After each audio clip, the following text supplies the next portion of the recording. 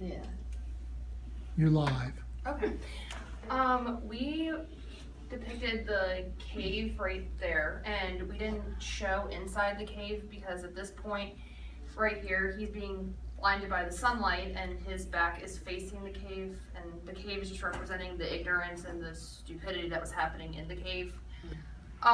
He's blinded, and then as he starts to go up towards the sunlight, it's showing him questioning, and he's afraid, but he might be excited as well to see what's going to happen next.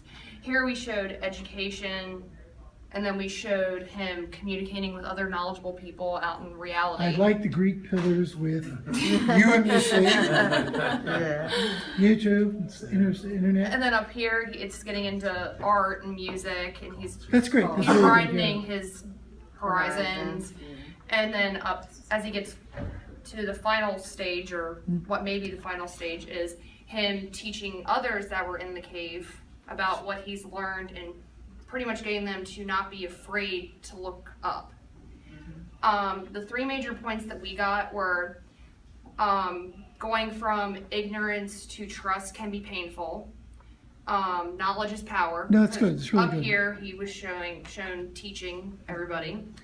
And then the last point was knowing reality takes work and time, because he had to go up this mountain to get where he was. Right. And then one point that we all came to together was that leaving the cave is a lot like starting your bachelor's degree.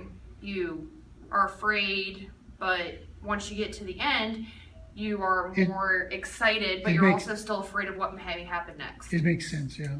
Okay, but so let me ask you the hard question now. What about the sun? What's its function, would you say? I think the sun's function is kind of like where it may be painful when you first start. He walked outside of the cave and he was blinded. He's he was blinded, afraid. right. But then once he got used to it and he realized that it's not so scary out in reality, he wasn't blinded anymore. He just went. What about the sun in nature? The sun, for me, similar to what you were saying, is when he comes out of the cave, when he comes out of the ignorance for the first time, it hurts him to, it's a source of pain. Right. But as he becomes more experienced, more knowledgeable, more cultured, more worldly, let's say, it then becomes more of a pleasurable experience. He can get closer to the sunlight. The sunlight being the energy force that's keeping him going. Right. And as far as like nature, everything needs sunlight to survive, and he needs that energy to keep going. And he can't get energy being in a cave. Right, that's really great. With darkness. And that's, Plato's bringing out that point.